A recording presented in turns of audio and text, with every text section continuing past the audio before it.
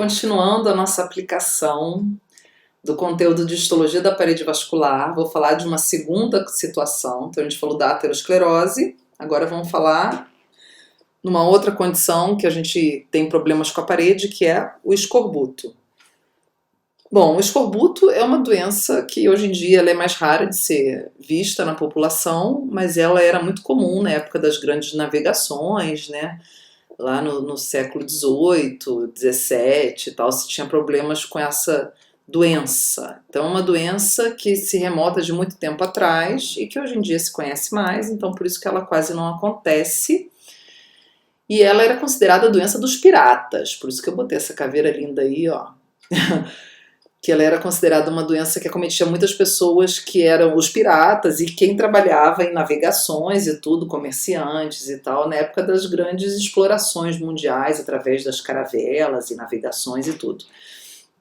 E é uma doença que se caracterizava pela presença de hemorragias no corpo. A pessoa sangrava espontaneamente, né, que a gente chama de diátese hemorrágica, uma hemorragia aparentemente sem motivo.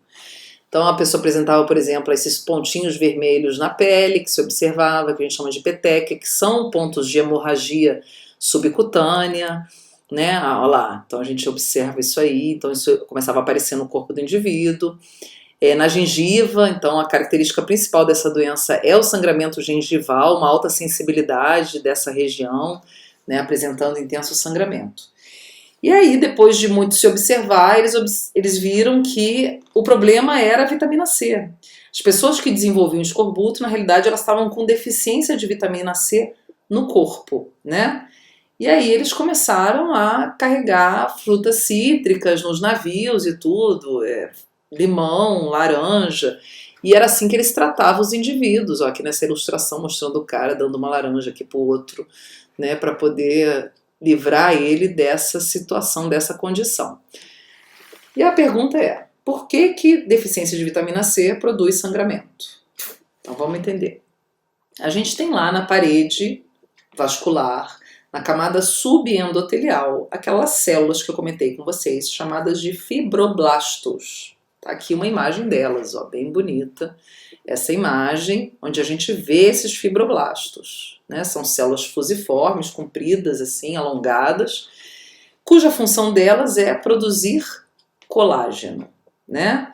Então a gente vai ter ela produzindo essa proteína, que é uma proteína importantíssima na estrutura da parede, para dar sustentação e rigidez à parede vascular. E o que a vitamina C tem a ver com isso? É o seguinte, a síntese do colágeno pelo fibroblasto ocorre através de uma enzima, e essa enzima que vai fazer esse processo aqui, ó, né, pegar a sequência de aminoácidos, produzir a molécula de colágeno, para depois produzir a fibra do colágeno. Pensa que a enzima é como se fosse uma costureira, assim, ela vai produzindo, pegando uma linha e tal, e que vai virando uma coisa maior. Essa enzima, para fazer essa construção aqui, né, da molécula, ela precisa da ajuda da vitamina C. A vitamina C ela funciona como uma coenzima. As vitaminas fazem muito isso, né? Elas dão uma auxiliada nas atividades das enzimas.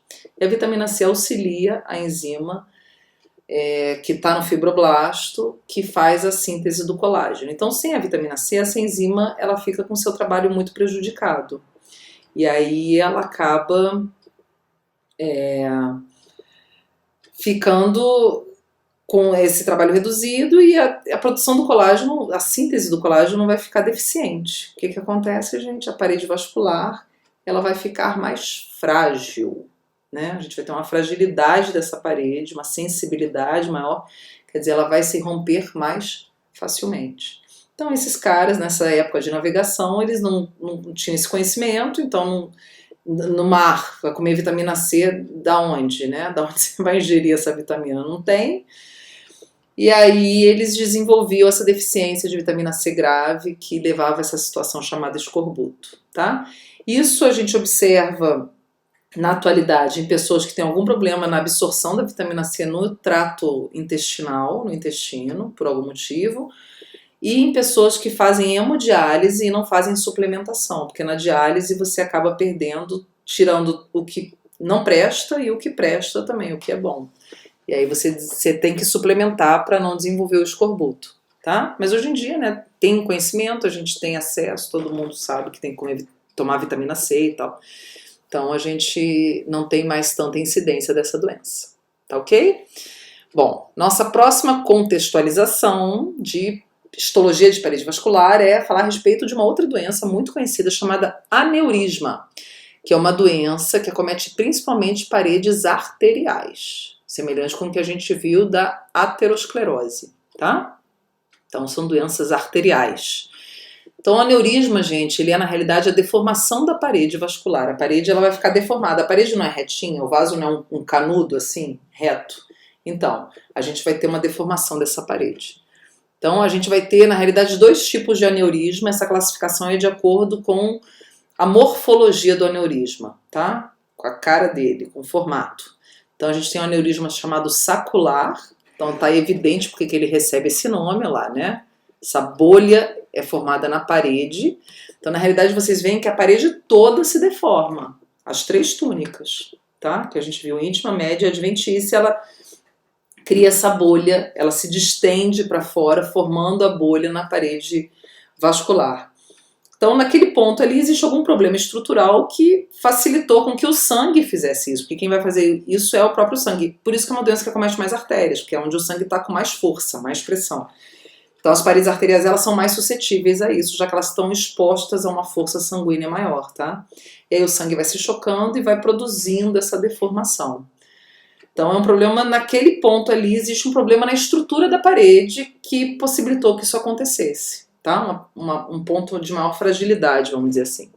Ah, é genético? Não se sabe. Então, é uma doença que a etiologia, quer dizer, a causa dela ainda é desconhecida, tá?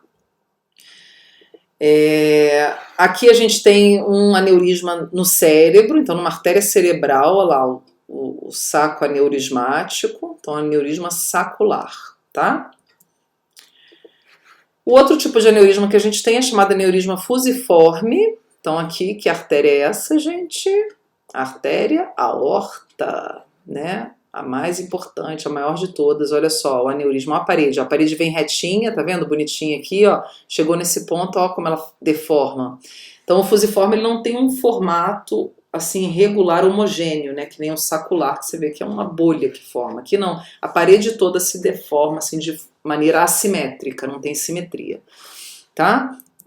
A principal complicação do aneurisma é o rompimento. O aneurisma sacular ele tem uma tendência maior em se romper do que o aneurisma fusiforme, tá, gente? Ele é mais perigoso, assim, ele tem maior risco de rompimento, porque você tem uma bolhazinha direitinho. O que acontece? O sangue passando aqui dentro do espaço vascular, ele também invade o espaço do aneurisma. E aqui a gente já tem um tecido que já tá, não é legal, já tem um problema de estrutura, então a própria pressão sanguínea pode fazer esse aneurisma, na realidade, o sacular, né, que é o mais comum na população, o fusiforme é mais raro. Ele começa pequenininho, então forma uma bolinha na parede, e essa bolinha vai crescendo, crescendo, crescendo até virar um bolhão. E aí chega um ponto que ele se rompe, ele não resiste, a parede vai... É que nem um balão que começa a encher, ele vai começar enchendo devagarinho. E aí chega uma hora que a borracha de um balão de festa de criança ela não aguenta e estoura, né? O aneurisma é a mesma coisa, tá? E aí ele produz, por exemplo, se é no cérebro, a gente vai ter um AVC hemorrágico, quando ocorre o rompimento dessa estrutura. Só que, olha só, o aneurisma sacular, ele é o que corre mais risco de se romper, é o mais comum na população, mas é o único que tem tratamento. O fusiforme não se tem tratamento, então... Os tratamentos que se tem do aneurisma sacular é o seguinte, o objetivo é evitar que o sangue invada o espaço do aneurisma, tá? Do que a gente chama de saco aneurismático, né? Então, tem que evitar que o sangue entre nesse espaço. Então, existem duas formas de ser realizado isso, né? Que é feito.